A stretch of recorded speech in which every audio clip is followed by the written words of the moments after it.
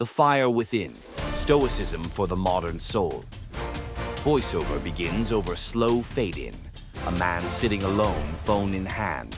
Bad news on screen. Job gone. Someone left. Plans collapsed. Narrator, calm, firm tone. Life doesn't ask if you're ready.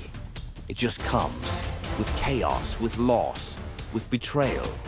And in those moments when the world strips you bare, you face a choice. Cut 2. The man slowly putting down the phone, taking a breath. Narrator, will you collapse or will you rise, unshaken, unmoved, unbroken? Fade to black. Then, the word Stoicism appears on screen. Chapter 1. What is Stoicism, really? Scene shifts, minimalist visuals, quiet instrumental music. Stoicism began over 2,000 years ago in the dusty markets of Athens. But it wasn't born in silence. It was born in noise, in the real world, in the pain and suffering of everyday life. It's not just philosophy. It's a weapon, a shield, a compass, a way to live when the world refuses to go your way. Core idea. You don't control what happens. You only control how you respond. That's the Stoic foundation. Everything else flows from that. Chapter 2. Epictetus, the slave who became free. Imagine this. You are born into slavery. You have no rights, no safety, no control. Your leg is broken by your master. You are owned, but you do not break. That was Epictetus. He was a slave in the Roman Empire, but his mind remained untouchable. Epictetus said, "There is only one way to happiness. Stop worrying about things beyond your control." He couldn't free his body, but he ruled his soul. And when he was eventually free, he didn't seek revenge. He taught, he healed, he helped others become mentally invincible. He showed us, you can take everything from a person, except their power to choose how they see the world. Chapter 3. Marcus Aurelius, the Emperor of Inner Peace. Now imagine the opposite. You are the most powerful man in the world. You command armies, rule millions. Your face is on coins, but your heart aches. Your children die young. Your empire is in constant war. That was Marcus Aurelius, the philosopher king. He could have chased pleasure like many emperors before him, but instead he wrote quietly to himself at night, asking, what is the right thing to do? He faced betrayal, disease, loss. He answered with calm. He treated his role as a duty, not a privilege. Marcus wrote, "You have power over your mind, not outside events. Realize this, and you will find strength." He didn't write that to impress anyone. He wrote that alone, in battle camps, surrounded by death. He was reminding himself, and now, thousands of years later, reminding you. Chapter 4. Seneca, Fortune's Survivor. Seneca was rich, famous, a writer, a politician, a mentor to emperors, but his life, a storm. He was exiled, recalled, betrayed, forced to kill himself by the very emperor he once taught. And yet, he smiled. Seneca wrote, "A gem cannot be polished without friction, nor a man perfected without trials." He didn't beg the universe for comfort. He asked, how can I live well even if I die soon? He practiced death daily, not to be morbid, but to remind himself, this moment matters, this moment is enough. Chapter 5. Modern chaos, ancient calm. So, why Stoicism today? Because we're drowning in distraction, addicted to control, chained to comparison. And when life gets hard, we spiral.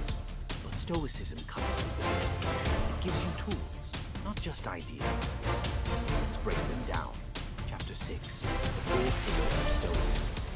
Wisdom. Know what matters. Don't chase everything. Ask, does this really work? Courage. Act rightly, even if afraid. Say the truth. Stand firm. Face the storm. Justice. Be fair. Help others. Leave people better than you found them. Control yourself. Don't overreact. Don't not ideas for monks or saints. For today, your life. Chapter 7. The practice of premeditation malorum. Fancy Latin. Yes. Powerful? Absolutely. It means premeditation of evil. Stoics would imagine the worst before it happened. Why? So when hardship came, they weren't shocked. They were ready. Every morning, try this. Today I may be insulted, delayed, disappointed. Someone may lie to me, but I am ready. I will not let it shake me. This isn't pessimism, it's training. So when the pain comes, it finds you standing, not scrambling. Chapter 8. The dichotomy of control. This is the heart of everything. There are two kinds of things. What you control, what you don't. You control your thoughts, your actions, your effort. You don't control outcomes, weather, traffic, other people. Epictetus said, "Freedom is the only worthy goal in life, and freedom is attained by disregarding things beyond our control. Want peace? Stop wasting energy on what's not yours to carry." Chapter 9. Amor fati, love your fate. Stoics didn't just accept fate, they loved it. Whatever happened, they treated it as fuel. Lost the job? Good. Time to grow. Got sick? Good. Time to slow down and reflect. Betrayed? Good. A lesson in discernment. It's not denial. It's power. Nietzsche echoed it centuries later. My formula for greatness in a human being is amor fati, that one wants nothing to be different. You don't need life to go your way. You need to go your way no matter what life does. Chapter 10. The obstacle is the way. One of Stoicism's most famous teachings. The thing that blocks your path is your path. Delays, failures, setbacks, heartbreaks. They're not detours, they're the road. Marcus wrote, "The impediment to action advances action. What stands in the way becomes the way." Heartbreak. It taught you to love deeply. Failure. It humbled you. Rejection. It made you resilient. Everything can serve you if you let it. Chapter 11. Living Stoicism, day by day. Here's how to actually live like a Stoic today. Morning. Remind yourself what matters. Do premeditatio malorum. Midday. Pause. Breathe. Ask, is this under my control? Evening. Reflect. What did I do well? What can I do better? Every day is a chance to train. You don't have to be perfect. You just have to keep showing up. Chapter 12. Stoicism is not suppression. Let's be clear. Stoicism is not about being a robot. It's not about suppressing emotion. It's about channeling it, feeling it, and choosing how to respond. You can cry, you can hurt, but you don't let the hurt define your action. You lead with virtue, not reaction. Chapter 13. The moment of choice. Back to the man at the beginning. The one holding bad news in a dark room. What does he do? He stands. He breathes. He remembers, I was made for this. And he steps forward, not because life got easier, but because he got stronger. You are that man. Or you can be. The world doesn't get easier. You get wiser. You get braver. You get calmer. Because now you know the path. You've heard the voices of emperors and slaves, and their fire burns in you now. Chapter 14. The modern Stoic. You live in a world the Stoics never could have imagined. Scrolling feeds, instant news, overstimulated minds. Everyone screaming to be heard, few stopping to think. Comparison, outrage, addiction to attention.